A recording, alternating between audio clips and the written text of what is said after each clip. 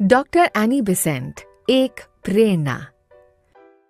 20वीं सदी के राष्ट्रीय आंदोलन और समाज सुधार के क्षेत्र में डॉक्टर एनी बेसेंट का नाम प्रमुख है।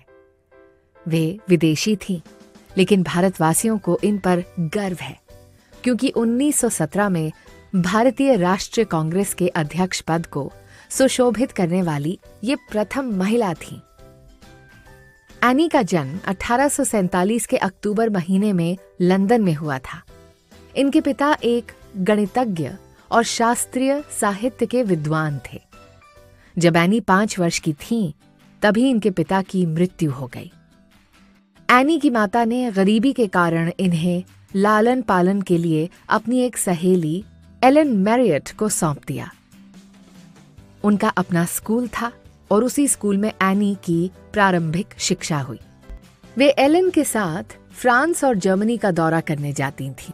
वहीं पर उन्होंने फ्रेंच और जर्मन भाषाएं भी सीखीं।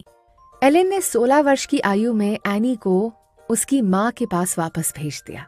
जीवन के उतार चढ़ाव के कारण एनी बड़ी होकर एक गंभीर और संत स्वभाव की लड़की बन गई। 20 वर्ष की आयु में इनका विवाह फ्रैंक बेसेंट नाम के युवक से हुआ, लेकिन उनका वैवाहिक जीवन बहुत दुखी रहा और वे विवाह सफल ना हो सका।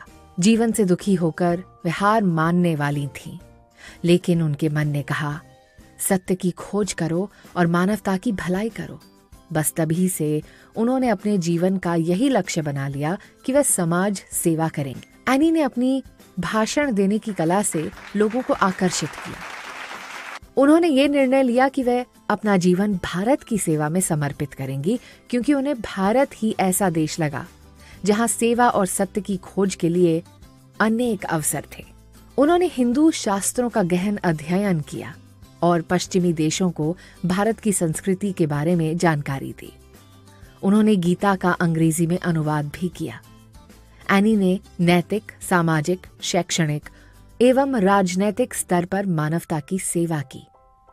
डॉक्टर एनी बेसेंट का निधन 20 सितंबर 1933 को चेन्नई में हुआ। अपने अंत समय तक भारत में रहकर वे भारतवासियों के अधिकारों के लिए लड़ती रहीं। एनी बेसेंट ने विश्व में समाज सेविका के रूप में सदा सदा के लिए एक उच्च स्थान बना लिया है।